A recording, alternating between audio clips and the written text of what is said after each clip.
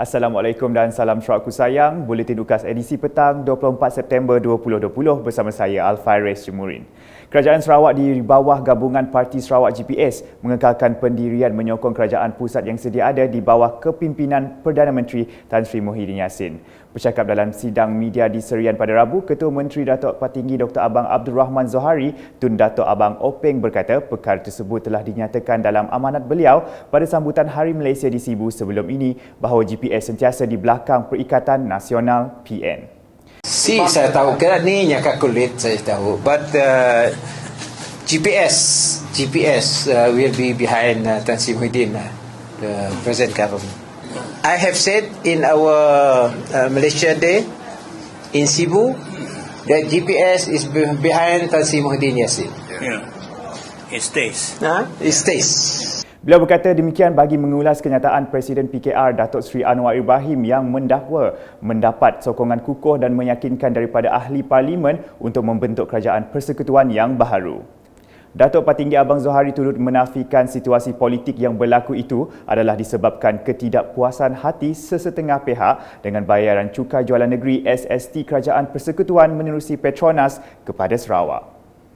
No, we are happy because that's based on the, you see, based on the assessment. That sales tax is different from the negotiation. Sales tax is 5% sales from Sarawak. And based on the assessment. Based on the total sale. And that is the amount assessed by our Comptroller of Tax. Yeah. And Petronas agree. Yeah. So, it's just a tax.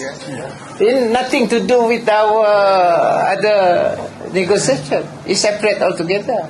Kena kita ada income kena renew, bayarlah tax. Yeah. Malaysia you must have a stable government in Malaysia.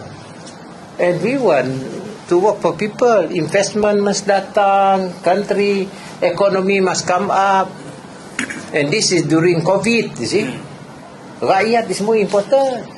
Laporan seterusnya, Kerajaan Sarawak melalui Kementerian Perdagangan Antarabangsa dan Industri Terminal Perindustrian dan Pembangunan Usahawan Sarawak, Mintrade, komited mempromosi industri produk kraftangan Sarawak. Menteri Muda Pembangunan Usahawan dan Perusahaan Kecil dan Sederhana Sarawak, Datuk Muhammad Naruddin Majais yakin usahawan kecil dan sederhana Sarawak berpeluang menjana pendapatan di Semenanjung Malaysia berikutan kemudahan prasarana yang amat baik serta promosi yang dibuat oleh kerajaan negeri.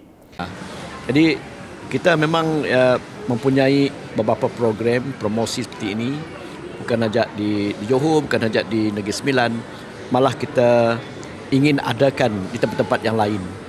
Seperti di Terengganu, di East Coast yang kita pernah adakan dulu. Jadi oleh kerana COVID ni kita berhentilah, ya. Oleh kerana kerjaan kita bertukar tahun 2017, kita tak ada program di sana lah. Sekarang keadaan kita dah berbeza. Jadi kalau ada jemputan oleh kementerian-kementerian yang berkaitan dengan keusahawanan di pusat, kerajaan pusat, kita insya-Allah kita akan ikut. Beliau berkata demikian pada majlis perasmian program Karnival Bumi Kenyalang bersempena kempen beli barangan Malaysia di Ion Mall Nilai Negeri Sembilan. Sementara itu, Karnival Bumi Kenyalang yang berlangsung selama 16 hari di Ion Mall Nilai itu dilihat sebagai medium proaktif dalam membantu usahawan kecil dan sederhana PKS.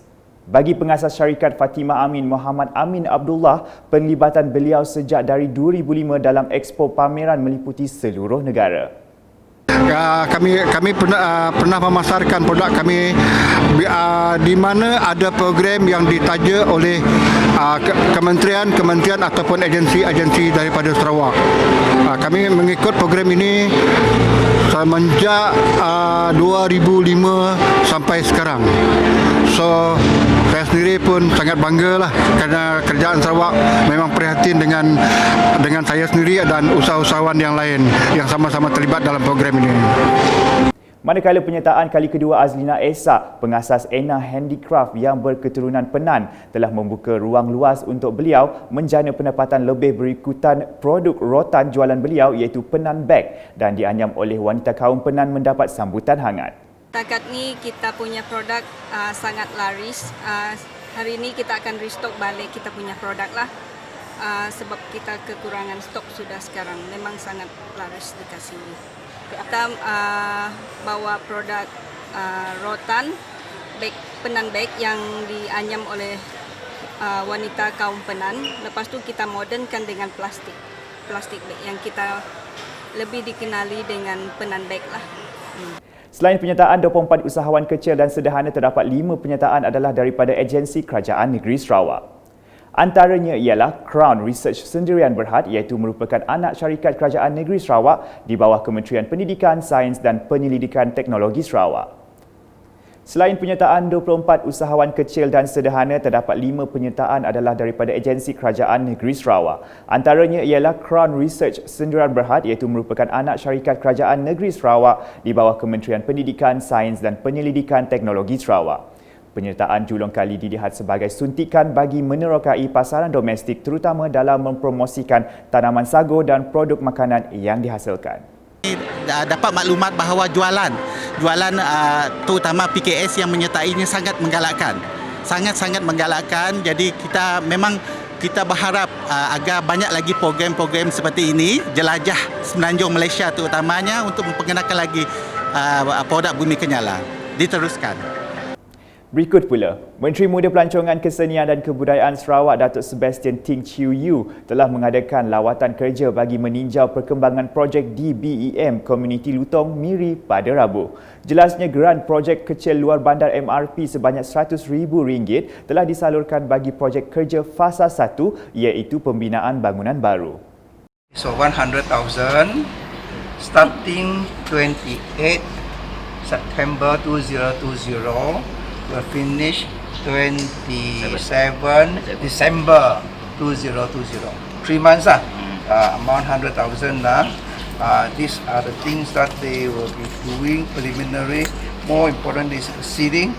Beralih ke laporan penyerahan kit pencegahan COVID-19 serta pemberian sumbangan dana kepada Pusat Pemulihan dalam Komuniti PPDK di Kuching oleh Presiden Sabati Dato' Ahmad Jumani Tun Tuanku Bujang pada Rabu. Dalam majlis itu, sumbangan telah diberikan kepada 18 penerima yang terdiri daripada PPDK seperti tertera.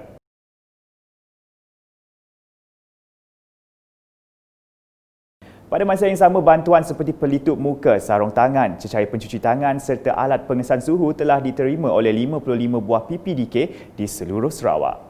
Selanjutnya, industri halal mempunyai potensi luas dalam melonjakkan pendapatan para usahawan yang terlibat dalam sektor berkenaan. Pemangku Pengarah Bahagian Pembangunan Usahawan dan Komuniti Perbadanan Pembangunan Ekonomi Sarawak SEDC, Zamiruddin Ahmad berkata produk-produk berasaskan industri halal turut mempunyai pasaran yang besar. Lebih kurang 41% daripada kadar keluaran ekspor negara. Jumlah berbilion-bilion lah.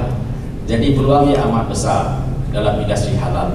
Untuk memudahkan kita mendapatkan industri halal, kita dah dapat pensijilan base dan mestinya akan memudahkan untuk kita mendapatkan pensijilan halal.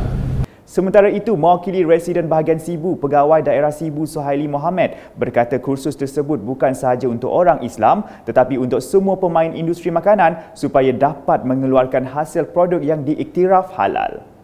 Teruskan pendaftaran nanti SMS khusus untuk kita daftar syarikat ke ataupun perusahaan kita ya didaftar halal dengan pihak TDIS. Sekian edisi petang bersama saya Alfairez Jemurin dan kru penerbitan. Dapatkan berita-berita terkini Sarawak setiap hari di Facebook, Instagram, Twitter dan aplikasi Telegram Buletin UKAS serta UKAS Channel di YouTube. Salam UKAS.